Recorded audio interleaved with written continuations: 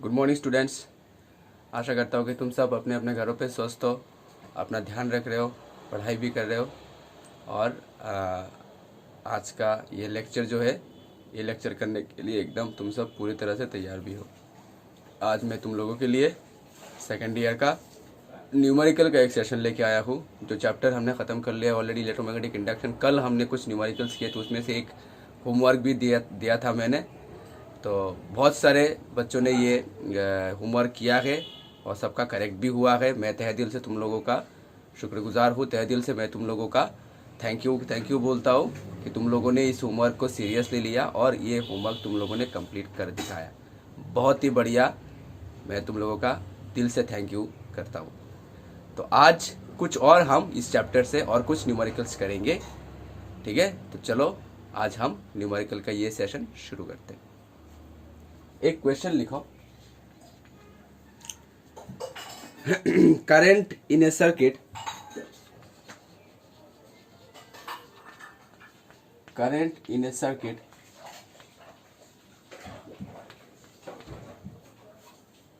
in a circuit falls from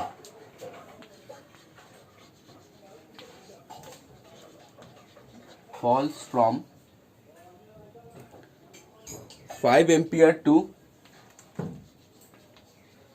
2 ampere, 5 ampere to 2 ampere, नहीं 5 ampere to 0 ampere, 5 ampere to 0 ampere in 0.1 second, in 0.1 second. If an average EMF of, if an average induced EMF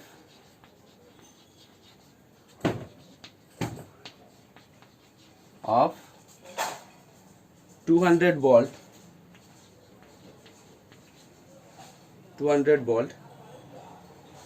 give an estimate,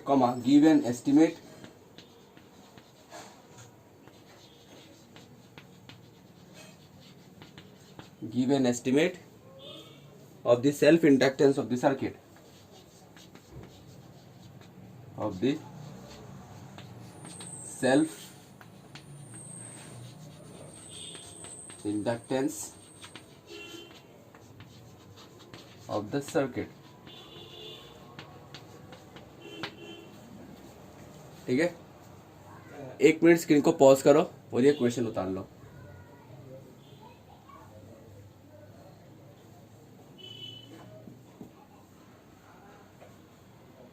तो चलो इसका solution करते हैं। बहुत ही आसान question है, एकदम इजी सोल्यूशन है इसका, इसमें कोई दिक्कत वाली बात नहीं है। करंट फॉल कर रहा है, यानी rate of change of current di/dt, current fall कर रहा है 5 एम्पियर से 0 एम्पियर, ठीक है। तो इनिशियल हमारा 5 एम्पियर, फाइनल हमारा 0 एम्पियर। फॉल कर रहा है तो हो जाएगा हमारा 0 - 5, ठीक है। कितने सेकंड पे? 0.1 सेकंड पे, ठीक है। तो यानी ये हो गया हमारा -50 एम्पियर पर सेकंड। समझ में आया? -50 एम्पियर पर सेकंड di/dt हमारा हो गया। गिवन एवरेज इंड्यूस्ड ईएमएफ, अच्छा ईएमएफ इंड्यूस का वैल्यू बोल दिया गया है 200 वोल्ट। हमको निकालना है सेल्फ इंडक्टेंस, एकदम इजी। ये फॉर्मूला पे हम बिठाएंगे E = L di/dt, E = -L di/dt, ठीक है। E = -L। पर फिर एक काम करते हैं, माइनस नहीं, यहाँ पे हम मॉड लगा देते हैं, तो di/dt का वैल्यू जो माइनस है वो भी प्लस हो जाएगा। तो सारे वैल्यू बिठाओ। E का वैल्यू 200, L का वैल्यू हमको निकालना है और di/dt का वैल्यू हमारा 50, di/dt का वैल्यू हमारा 50। तो कितना आएगा हमारा? 50 से 200 मार दिया तो 4, L = 400। एकदम इजी सोल्यूशन, एकदम कोई दिक्कत वाली बात नहीं है इसमें। क्वेश्चन को पॉज, सॉरी स्क्रीन को पॉज करो और सोल्यूशन भी उतार लो।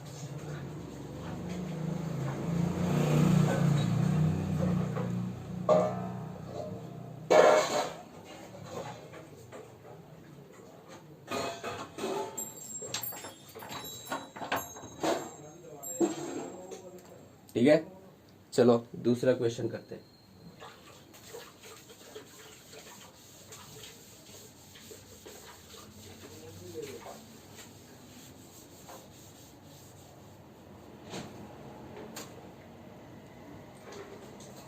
एक क्वेश्चन लिखो,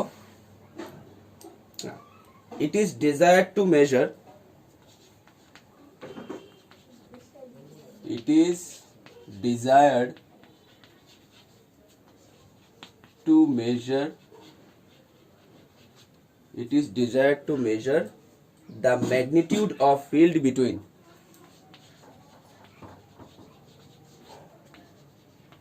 the magnitude of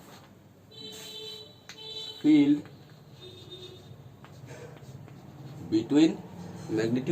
between the poles of a powerful loudspeaker magnet. The poles of a powerful loudspeaker magnets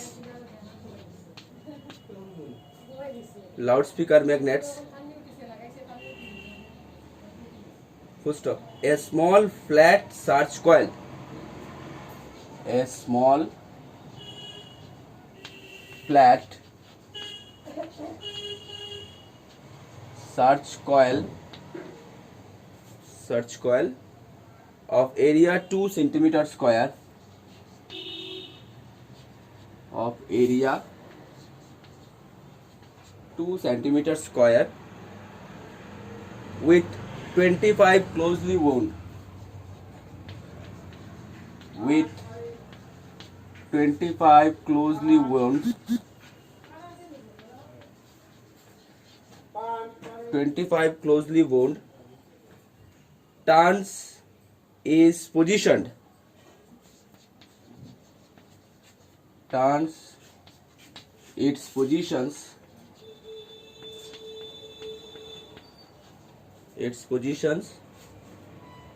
normal to the field direction, normal to the field direction,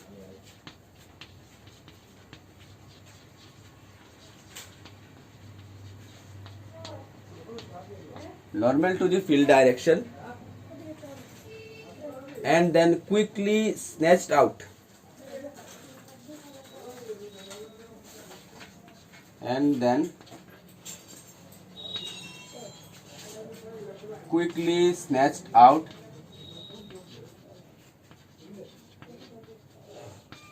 and then quickly snatched out of the field region, of the field region, full stop. The total charge flowing, the total charge flowing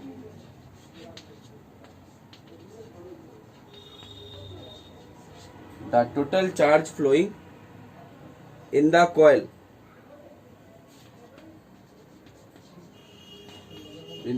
that means current, charge flow means current, the total charge flowing in the coil is 7.5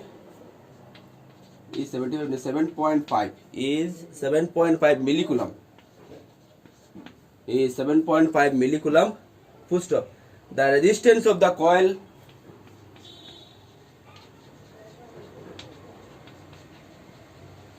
the resistance of the coil and galvanometer is,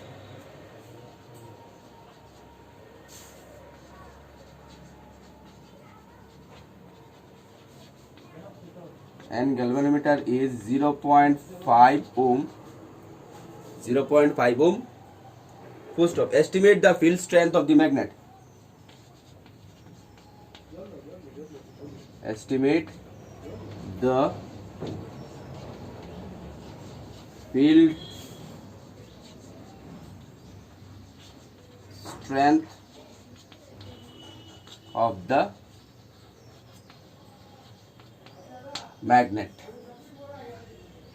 धैर्य धारण करो और धैर्य धारण करके screen को pause करो 1.5 minute और ये क्वेश्चन उतारो।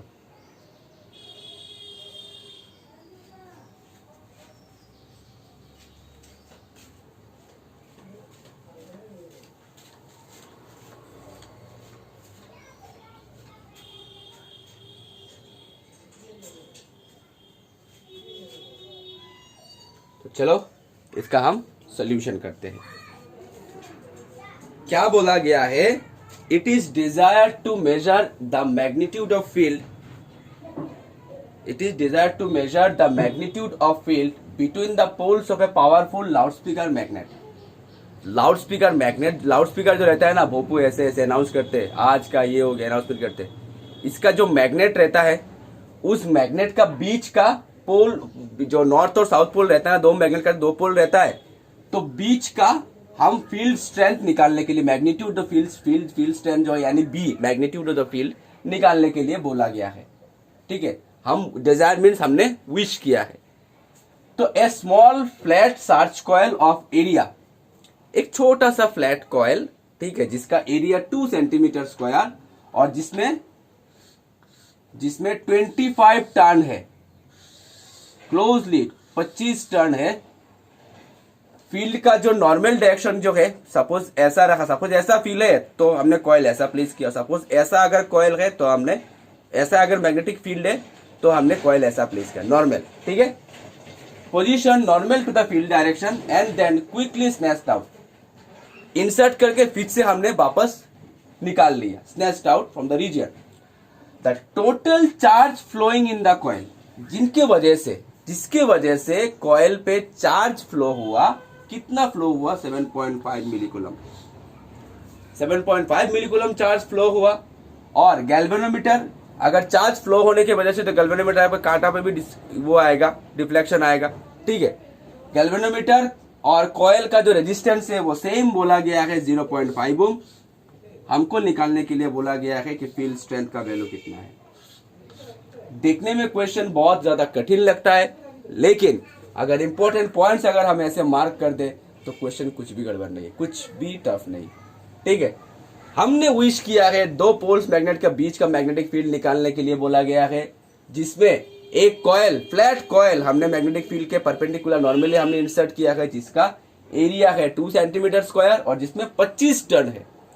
निकाल के फिर से हमने वापस निकाल लिया, जिसके वजह से इंड्यूस ईएमएफ जनरेट हुआ। अब इंड्यूस ईएमएफ जनरेट होने की वजह से करंट फ्लो हुआ, यानी चार्ज का फ्लो हुआ। कितना चार्ज फ्लो हुआ कॉइल के थ्रू? 7.5 मिलीकूलम। और गैल्वेनोमीटर और कॉइल का जो रेजिस्टेंस है वो सेम ही है, कितना है हमारा? 0.5। समझ में आया? तो क्या क्या हमको गिवन दिया गया है ये हम पहले लिख लेते हैं।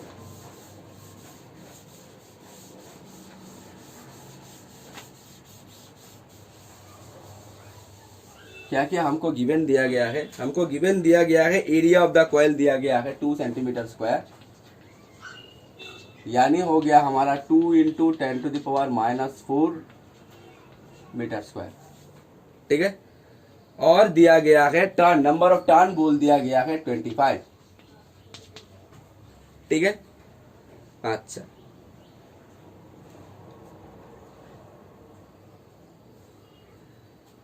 तो चार्ज फ्लो हुआ है Q = 7.5 मिलीकूलम, यानी हो गया हमारा 7.5 into 10⁻³ coulomb.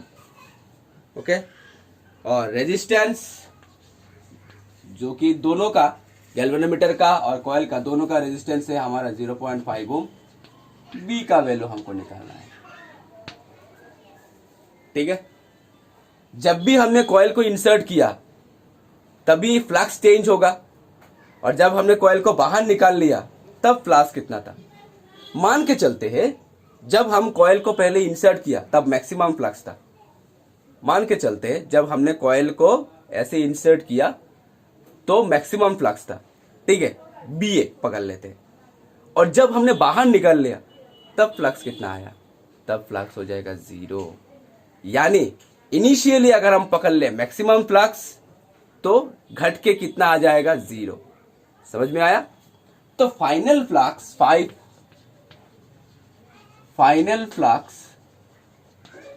Phi F is equal to 0। ठीक है। अच्छा, तो हम तो जानते हैं current I is equal to induced EMF divided by resistance. ठीक है, current I is equal to induced EMF divided by resistance, ये तो हम जानते हैं वोल्टेज बाय रेजिस्टेंस। तो ई इज इक्वल टू हो जाएगा हमारा आई आर। तो according to Faraday's law of electromagnetic induction E is equal to N D phi by D T is equal to N D phi by D T is equal to I into R. ठीक है, तो N by R D phi by D T is equal to हो गया हमारा आई। अब D T को उस तरफ लेके जाते हैं, implies N by R D phi is equal to हो गया हमारा आई डी टी। समझ में आया ना mathematical calculation. I is equal to E by R, ये तो हम जानते ही है, और ई से मल्टीप्लाई क्रॉस मल्टीप्लिकेशन कर दिया। अब according to Faraday's law of electromagnetic induction E is equal to N D phi by D T, ये तो हम जानते ही है। तो हमने क्या किया, आर को इस तरफ लेके आ गए, डी टी से आई को उस तरफ से मल्टीप्लाई कर दिया। अब दोनों साइड को हम इंटीग्रेट करेंगे, integrating both side. N by R तो हम कांस्टेंट ये आ जाएगा इंटीग्रेशन के बाहर, इंटीग्रेशन रहेगा ओनली डी फाई के ऊपर। ठीक है, तो initial flux phi I, final flux phi F. ठीक है, is equals to integration I D T, integration I D T. ठीक है, समझ में आया, कोई दिक्कत वाली बात नहीं है। अभी हम क्या करेंगे, एन बाई आर को रखने देते, डी फाई मतलब डी फाई, डी एक्स का इंटीग्रेशन कितना आता है एक्स, तो डी फाई का इंटीग्रेशन आएगा फाई। अगर final limit minus initial limit बिठा दिया तो phi F minus phi I. और करंट देखो, I is equal to formula क्या है हमारा, D Q by D T. I is equal to formula क्या है हमारा, D Q by D T. तो D Q is equal to क्या हो जाएगा हमारा आई डी टी। ठीक है, रफ में करके दिखाता हूं। इस आई डी टी का वैल्यू क्या आएगा, इस आई डी टी का वैल्यू क्या आएगा, अगर यहां में करके दिखाता हूं, बाद में हम रिमूव कर दूंगा। देखो, I is equal to formula क्या है हमारा, D Q by D T. ये तो हमने करंट इलेक्ट्रिसिटी पे जाना ही है। तो D Q is equal to क्या हो जाएगा हमारा आई डी टी। अगर आई डी टी को हमने इंटीग्रेट कर दिया, यानी डी क्यू को हमने इंटीग्रेट कर दिया, और डी क्यू का इंटीग्रेशन मतलब क्यू, यानी इंटीग्रेशन आई डी टी। यानी करंट का अगर हमने इंटीग्रेट कर दिया तो आ जाएगा हमारा टोटल चार्ज। समझ में आया ना, अगर करंट का हमने इंटीग्रेशन कर दिया तो आ जाएगा हमारा टोटल चार्ज। यानी integration I D T is nothing but total charge flow through this coil, यानी Q, total charge flow through this coil, यानी क्यू। समझ में आया। तो अभी हमारा आ गया N by R, phi F तो हमारा 0 है, माइनस फाई आई क्यू। ठीक है,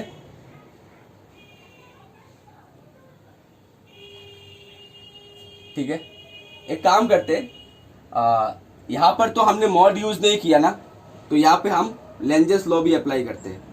तो E is equal to minus N D phi by D T, तो यहाँ पे माइनस एन बाई आर, यहाँ पे माइनस एन बाई आर, यहाँ पे माइनस एन बाई आर, यहाँ पे माइनस एन बाई आर। ठीक है, यहाँ पे हमने फैराडेज लेंजेस लॉ पे यूज किया, फैराडेज लेंजेस लॉ यूज किया। तो E is equal to minus N D phi by D T minus N by R, minus N by R, minus N by R, minus N by R, minus N by R. क्यों minus N by R, क्योंकि charge का value हम बिठाएंगे, यहां से हमारा B का value निकालना होगा। ठीक है, अच्छा, अभी हम सारे वैल्यू बिठाते हैं। Q is equal to, Q का वैल्यू जानते हैं N by R phi I, initial phi I का वैल्यू हम निकाल लेते हैं कितना रहेगा। फाइनल फ्लक्स तो हमने बिठा दिया, इनिशियल फाई आई का वैल्यू हम इस तरफ से रिमूव कर देता हूं। ठीक है, तो Q इज इक्वल टू हो जाएगा हमारा N into phi I divided by R. ठीक है, अच्छा, तो यहां से हमारा फाई आई हो जाएगा Q into R divided by N. अभी फाई का मतलब क्या है, मैंने कहा था अगर इनिशियल फ्लक्स मान के, मैंने पहले कहा था मान के चलते पहले मैक्सिमम फ्लक्स था।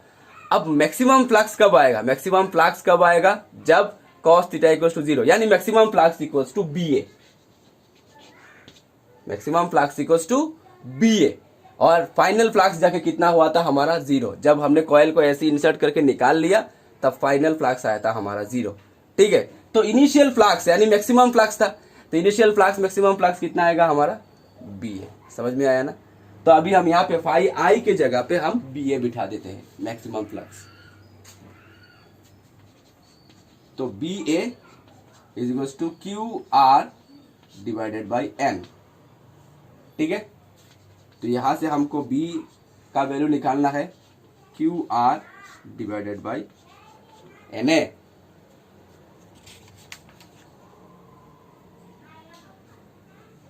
ठीक है, Q R divided by N A. अभी देखो सारे वैल्यू हमारे आंखों के सामने ही है, ये सारे वैल्यू हम पुट कर देते हैं, ये सारे वैल्यू हम पुट कर देते हैं। क्यू का value 7.5 into 10 to the power -3, resistance का value 0.5, number of turns 25, area का value 2 into 10 to the power -4। अगर हम ये सारे वैल्यू कैलकुलेटर पे पुट करें तो सारे वैल्यू का वैल्यू निकलता है 0.75 टेस्ला।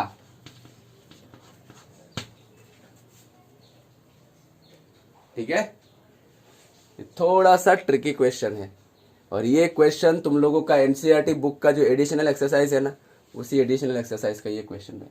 उस देखो एडिशनल एक्सरसाइज का क्वेश्चन जो है वो थोड़ा सा ट्रिकी रहता है, इसको थोड़ा सा दिमाग चलाना पड़ता है। और क्वेश्चन तुम्हारा जो फाइनल क्वेश्चन आएगा, फाइनल क्वेश्चन के जो आखिर में जो 5 मार्क्स करके जो लेता है ना, उसमें इस तरह का ट्रिकी क्वेश्चन दिया रहता है। ठीक है, अगर एडिशनल एक्सरसाइज अगर तुमने कर लिया तो इस तरह का ट्रिकी क्वेश्चन भी सॉल्व आ जाएगा तुम लोगों को। ये कोई ट्रिकी नहीं है, जस्ट थोड़ा सा दिमाग इस्तेमाल करना पड़ता है। ठीक है, एक और क्वेश्चन बनाते हैं, चलो।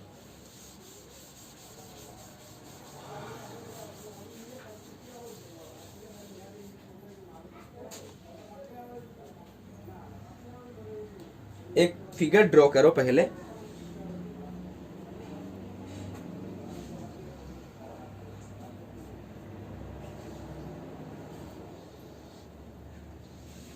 एक फिगर ड्रॉ करो।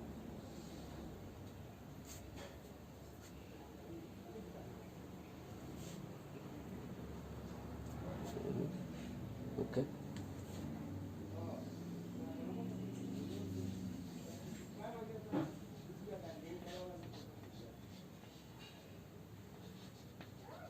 dx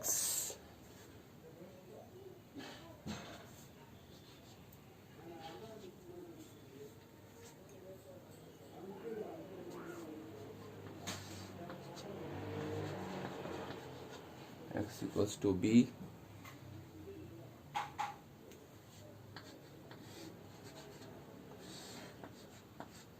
x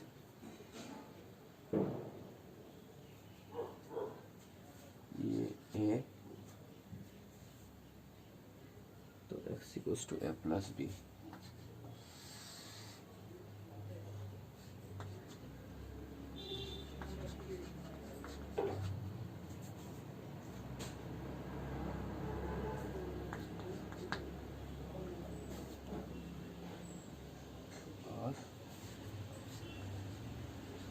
वेलोसिटी भी।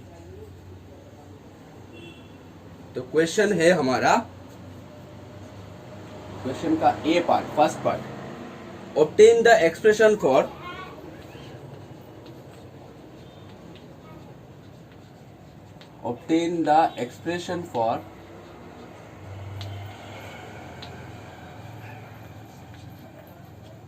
obtain the expression for mutual inductance between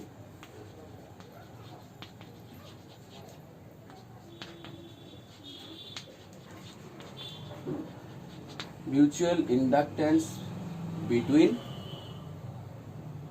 a long straight wire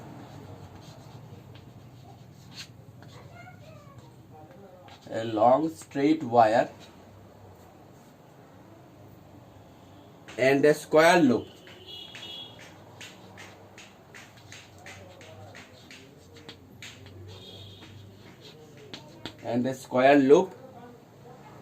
of side small a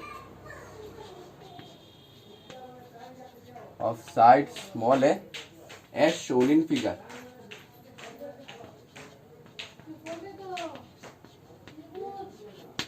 ठीक है, एज शोड इन फिगर. इस फिगर पे जो दिया गया है ये एक लॉन्ग स्ट्रेट वायर है और एक स्क्वायर लूप है. ये मूव कर रहा है वेलोसिटी v से. अब इसमें तो एक मोशनल ईएमएफ जनरेट होगा. वेलोसिटी v से मूव कर रहे हैं यानी मोशनल ईएमएफ जनरेट होगा. तो हमको बोलना गया है म्यूचुअल इंडक्टेंस का वैल्यू निकालना है इस लॉन्ग स्ट्रेट वायर और स्क्वायर लूप के बीच में. ठीक है, ये क्वेश्चन नंबर ए हो गया. अभी क्वेश्चन नंबर बी, इस क्वेश्चन का बी पार्ट यानी second part, evaluate the induced EMF. Evaluate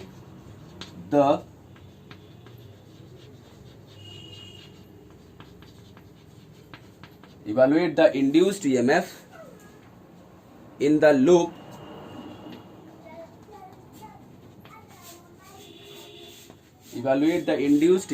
loop if the wire carries a current. If the wire carries the current of 50 ampere,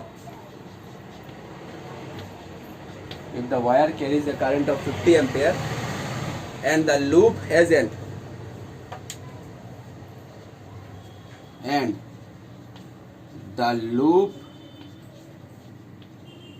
an instantaneous velocity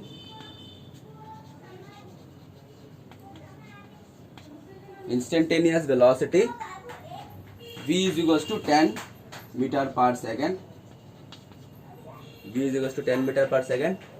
At the location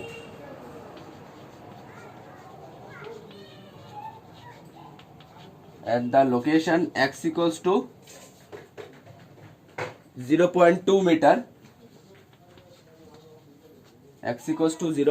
meter, as shown. Full stop. Take, question पे बोला गया क्या कुछ लेने के लिए take a is equal to 0.1 metre. a का value 0.1 metre लेने के लिए बोला गया है. And assume that loop has large resistance.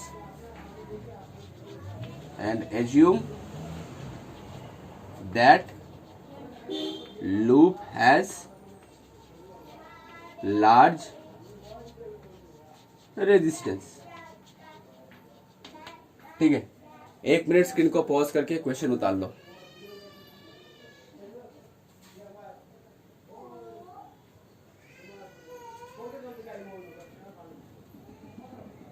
तो चलो इसका हम सॉल्यूशन करते हैं.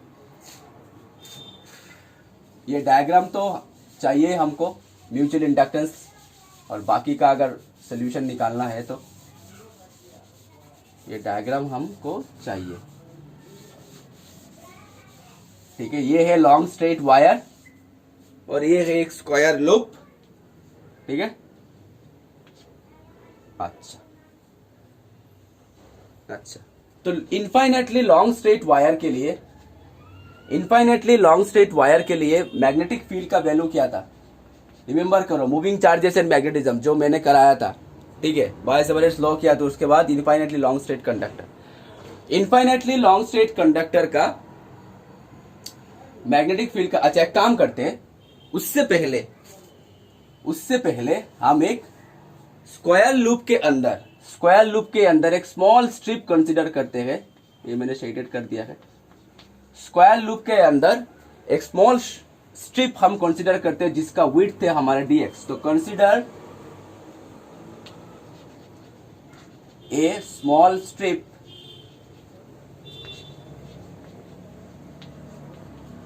of width dx at a distance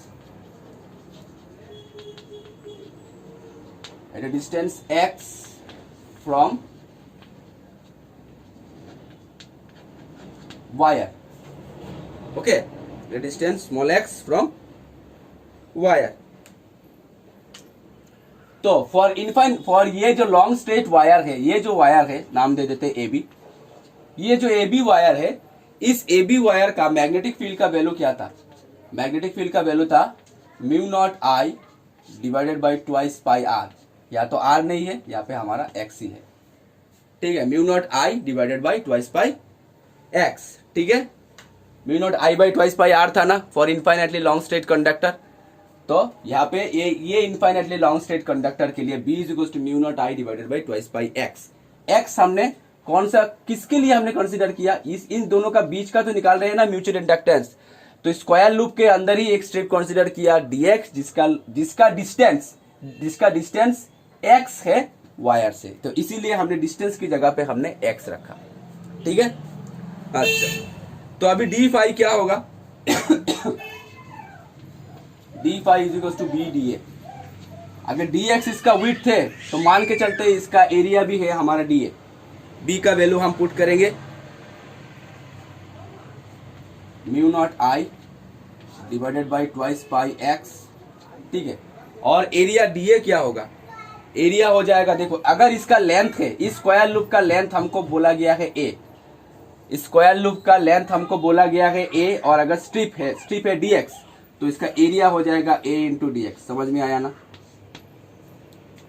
देखो इस स्क्वायर स्ट्रिप का ये जो स्क्वायर है ना, तो स्क्वायर इसका सभी साइड हमारा इक्वली होगा. ठीक है, तो ये साइड हमारा ये है, ये साइड हमारा ये साइड ए, ये साइड ए, सभी साइड हमारा ए है. तो a इंटू डी एक्स हो गया इसका एरिया. ठीक है, अच्छा. तो जिन पार्ट हमारा काम करते हैं, फाई इज इक्वल टू हो जाएगा हमारा integration D phi. Phi is equal to हो जाएगा हमारे इंटीग्रेशन डी फाई. तो इंटीग्रेशन का डी फाई का वैल्यू अगर, तो mu naught I divided by twice pi, क्या क्या कांस्टेंट है? Mu naught I A divided by twice pi, ये सारे हमारे कांस्टेंट है. तो mu naught I A divided by twice pi, इतने सारे हमारे कांस्टेंट है. तो इंटीग्रेशन आ जाएगा हमारा 1 by X D x. Limit क्या है? अभी dx का लिमिट है, इनिशियल लिमिट है हमारे b dx का. देखो dx तो यहां से शुरू हो रहा है हमारा, अगर टोटल एरिया अगर हम कवर करें तो dx तो हमारा यहां से शुरू हो रहा है. तो इनिशियल x का डिस्टेंस है हमारे b, x equals to b, और फाइनल हमारा डिस्टेंस है x equals to a plus b. ठीक है, अच्छा. तो अभी इसका हम इंटीग्रेशन करेंगे. अभी इसका तो इंटीग्रेशन एकदम इजी है.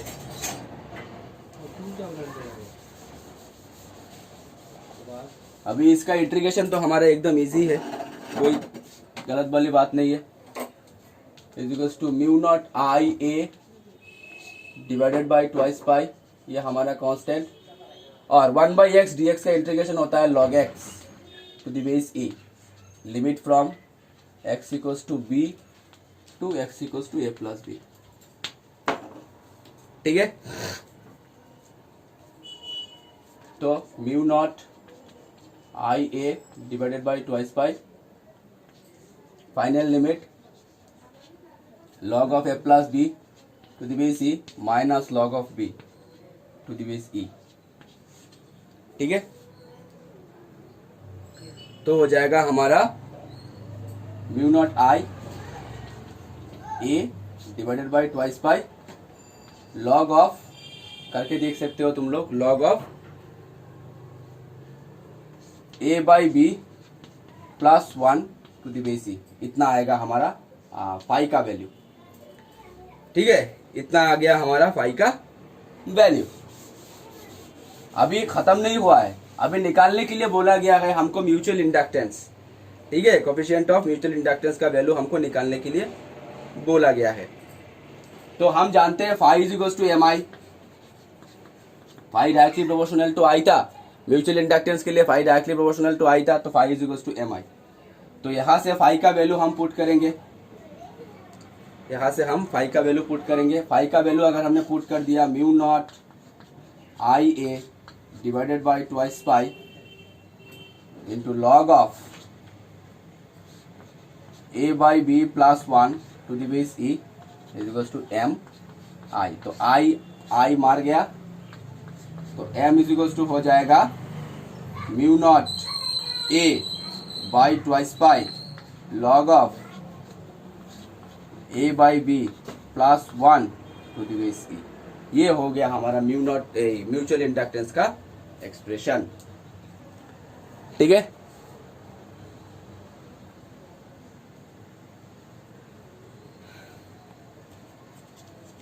तो क्वेश्चन नंबर ए पार्ट हमारा खत्म हो गया। और अगर ये बी वेलोसिटी से अभी बोला गया है इंड्यूस ईएमएफ, तो बी वेलोसिटी से मूव कर रहा है तो इसमें मोशनल ईएमएफ ही जनरेट होगा। तो induced EMF generate in this loop, induced EMF generate in this loop E is equals to B L B. ये तो हम जानते हैं E is equals to B L B है। ठीक है, तो B का value for infinitely long straight conductor mu naught I by twice pi X, mu naught I by twice pi X into L into V. ठीक है, तो सारे value put करो, म्यू नॉट का वैल्यू पुट करो 4 pi into 10 to the power -7। I का value कितना, आई का वैल्यू बोल दिया गया है ना क्वेश्चन पे, हाँ आई का वैल्यू क्वेश्चन पे बोला गया है 50 एम्पियर। 2 पाई इंटू एक्स का वैल्यू, एक्स का वैल्यू बोला गया है कितना, एक्स का वैल्यू निकालने के लिए बोला गया है 0.2 मीटर। ठीक है, और एल का वैल्यू, लेंथ का वैल्यू बोला गया है take A is equals to, यानी वही लेंथ और ए तो हमारा सेम ही है, तो length A is equals to बोला, एल इक्वल्स टू बोला गया 0.1 और वेलोसिटी हमारा 10, वेलोसिटी हमारा 10 मीटर पर सेकंड। सारे वैल्यू अगर हम कैलकुलेट करें तो कैलकुलेशन करने के बाद ईएमएफ का वैल्यू आता है 5 into 10 to the power -5 volt, 5 into 10 to the power -5 volt induce EMF का वैल्यू।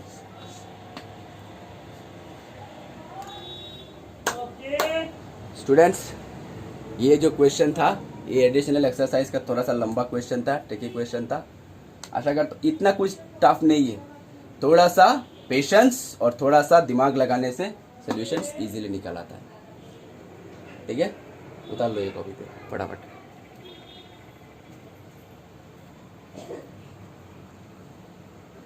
तो स्टूडेंट्स, आज का लेक्चर न्यूमेरिकल्स का यहीं पे समाप्त करते। हाँ, एक होमवर्क नहीं दिया, चलो फटाफट एक होमवर्क ले लो, फटाफट एक होमवर्क ले लो।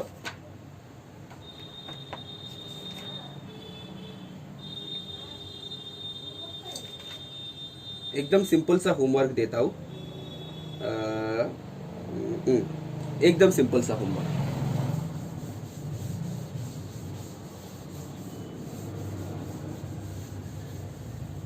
एकदम सिंपल सा होमवर्क है। हाँ, a square loop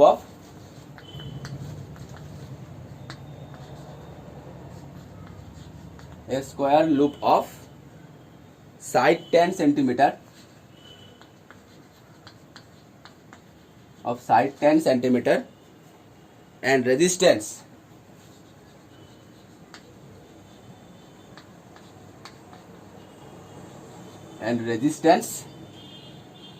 0.7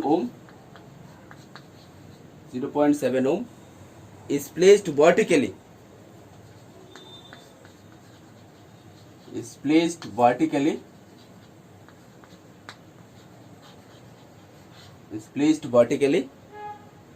east west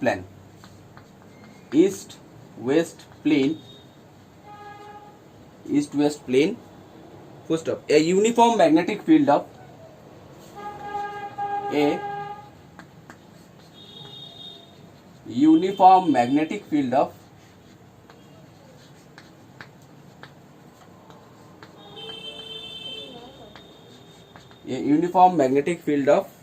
0.1 Tesla,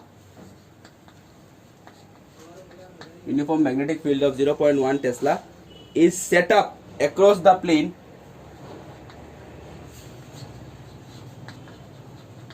is set up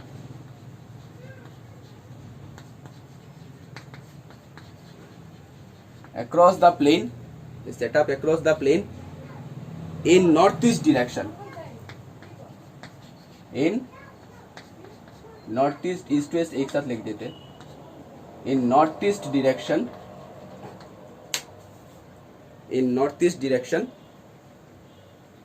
the magnetic field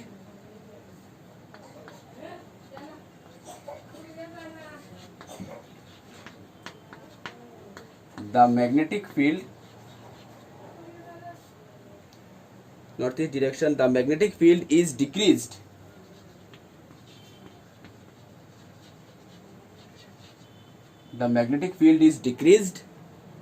to zero. The magnetic field decreased to zero in 0.1 second. In 0.1 नहीं, 0.7 second. In 0.7 second. Full stop. Determine the magnitude of induced EMF. Determine the magnitude of induced EMF. ठीक है, यही question तुम लोगों का homework है. ठीक है, स्क्रीन को पॉज करके उतार लो ये क्वेश्चन.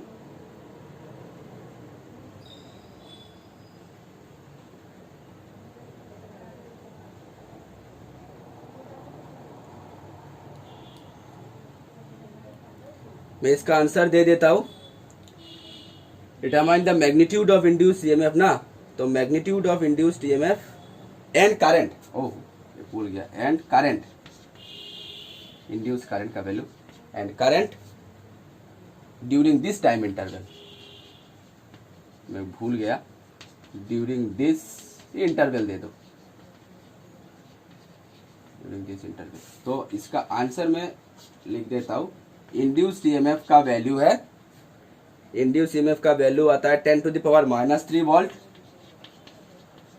और इंड्यूस्ड करंट का वैल्यू आता है 1.4 × 10⁻³ एम्पियर.